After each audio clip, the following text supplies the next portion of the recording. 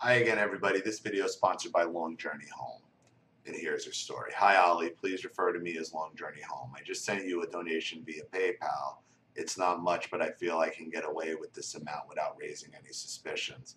I have found a lot of healing and understanding watching your videos and has really helped me in my journey of finding out what has happened to me.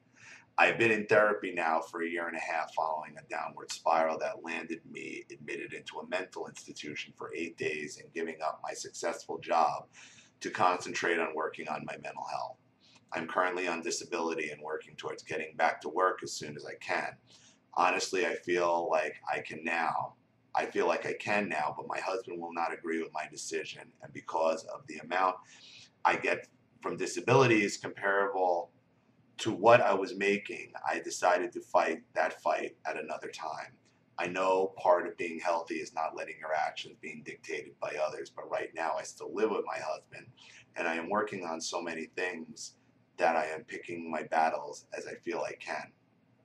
I'd like to share with you and your viewers a little about where I am right now and get your insight. But first, I will tell you a little bit about my childhood. As in all of our cases, our roots of dysfunction start there. I had very little memory of my childhood. I cannot remember most of what happened to me, but I remember enough to know that I was terrified every night that my alcoholic stepdad would come into my room again, like he did every single night. I can remember clutching the burrito wrapped blanket tightly tucked around me and him tugging on them. I remember waking up feeling something touching my lips and feeling too scared to open my eyes or let him know that I was awake. I remember holes in my wall that were connected to holes in his closet so he could watch me. I remember missing doorknobs to the bathroom at times that I would stuff with a washcloth when I would take a shower. I remember feeling scared all the time, depressed, suicidal. I had severe social anxiety. I was only home when I had to be. At some point during my teenage years, I started standing up for myself and would draw attention to him coming into my room and yell and scream at him. What about my mom? Well, she knew. She would yell at him, but that's about it. I hate her for not protecting me. I had 4 brothers, 1 older, 3 younger. Not that that matters, but just in case you are wondering. I was a virgin, I think, until I met my now husband at 17 years old.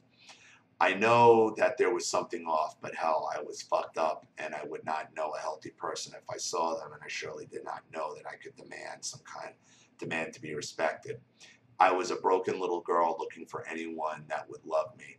I loved the attention and did not understand his mean streak, his temper. I moved in with him and his parents when I turned 18 and we got married at 20. After I was pregnant with our first and only child, we moved into our place, and that is where the real fun started. Somehow early on, I found myself being beaten, kicked on a regular basis. I was scared to leave because I did not know how I would be able to raise my son. When I left when I left at one point, the physical abuse stopped and we decided to give it another go. I did not understand emotional abuse, but I know now that is what I have experienced throughout our 18-year marriage.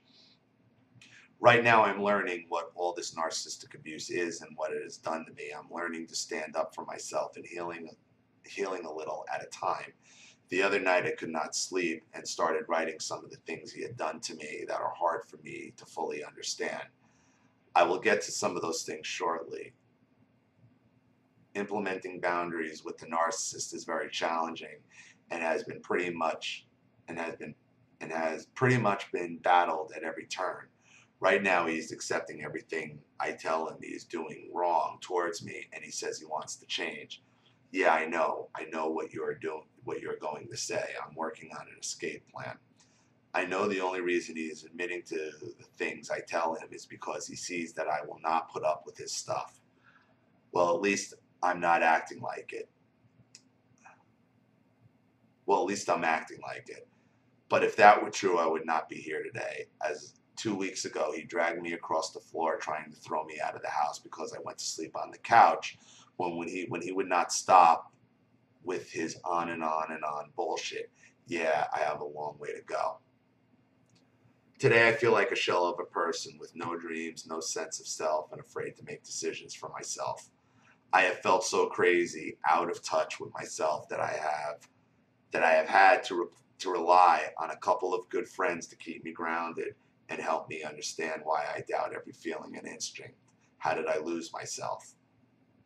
You never had it. You never had yourself. There was no self to lose. It was taken from you in childhood. You don't know who you are. How is it a person can start to believe that their perception of reality is not true? I'm getting stronger. I have 2 therapists, a couple of close, strong Christian women friends counseling me and helping me get my identity back. And yes, they back me up if I decide to leave for abuse reasons. I trust them. They have been a lifeline. I cannot quite put my finger on how I got to this point. Years and years of being told that my thinking is wrong and modifying everything I did, said, and felt in order not to upset the injured childlike man that I called my husband. I'd like to share with you some of the things that I have been thinking about that really bother me. I think he feeds on my emotional distress. I cannot count the number of times that I would be broken and just cry and reveal my darkest thoughts about myself, my inadequacy, deepest cries of despair. His eyes would go wide. He would ask me questions. I never felt empathy from him. The crazy thing is, he would always want sex after one of these incidents. Yeah, because that's how he gets off.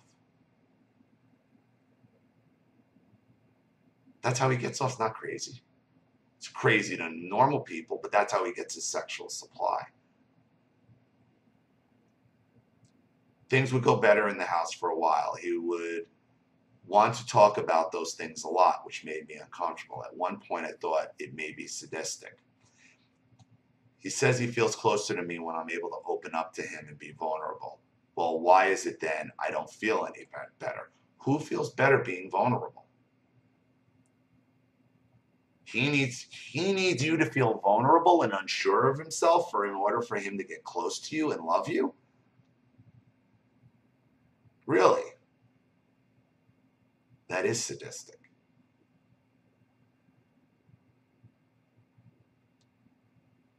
He has told me he was never capable of love, that he did not know if he was even able. I believe it. He loves to talk about how bad I feel. Feeling unloved throughout my life has had a huge effect on me. And in his angry moments, he would tell me that he never loved me and would mock me with love, actually in quotation mark in the air with his fingers. It hurts so much, but now I am numb to it, and I don't look for anything from him because I know that he will make me feel bad about it. So when he does this, why don't you pull out your phone and record it?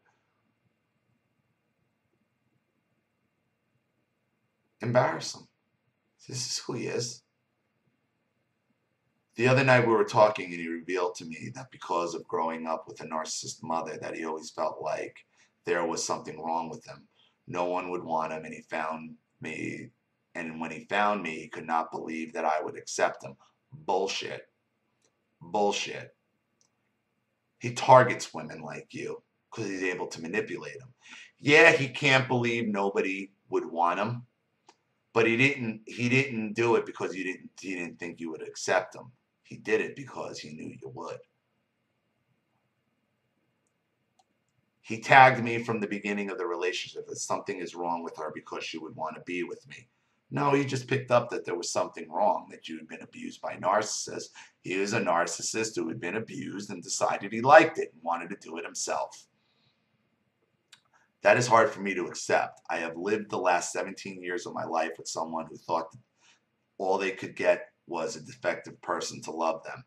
That was the only reason he wanted me, because any healthy person would not have accepted him. Yep, that's for sure. But it still leaves me with the feeling like I've lost out on so much of my life. Back to the above mention that I was a virgin, I think, until I met my husband. While I was admitted in the hospital, he tried to convince me a lot more happened to me than I can remember. He would insist there was a rape, or I was made to perform acts on my brothers. He would try to get me to go back to the place and try to remember. I hate him for that. This guy is sick. I remember the first time my husband and I had sex. I bled. I felt the pop. He said he felt it. When he would bring things up like this, I would say I was a virgin until I met you. I would say, don't you remember you popped my cherry? His response is, I don't know, I don't remember that. Gaslighting, of course. Okay, that is some sick stuff. I try to make it and try to make me feel like I was raped or had sex with one of my brothers by gaslighting me to think that he never popped my cherry. He thinks that hospital stay was to deal with my issues from childhood sexual abuse, but the truth is, it was the first time in my life I could take a step back and see what he's done to me. I hate him. I hate myself for what I have allowed.